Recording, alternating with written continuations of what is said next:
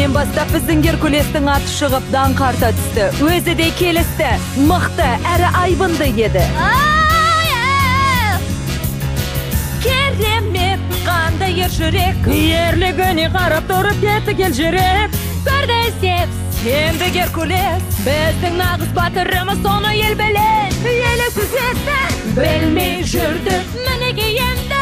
Бүгін арлар, кеше кім еді, ал енді кім? Танайды есімін әлем бүгін, біледі оның ерлігін. Жанын жаулап талайлардың, суреттерін алдызға салыпты, және тиынға. Жүрген жерін бөлеп құрметке, самғады ол көке. Ұмыт боп басқалары, ерк айналды нағыз жігітке. Тайсалмай арыстаннан да, алыптар небір айналар құрбанға. Әйгілі болып Геркулес, таң қалдырды баршаны танылып бұлыңға. Сайыстарда да, ұрыстарда жүреді ол тек алда. Тек жеңіс үшін жаралған, ұрыспайды ешбір адамнан.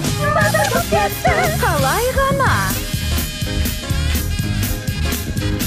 Кіммен тыңдаулы гладиатор Геркулес, көмеген бүгін нағыз батыр Геркулес, ең күшті нағыз батыр бола қолдайды Геркулес, Геркулес,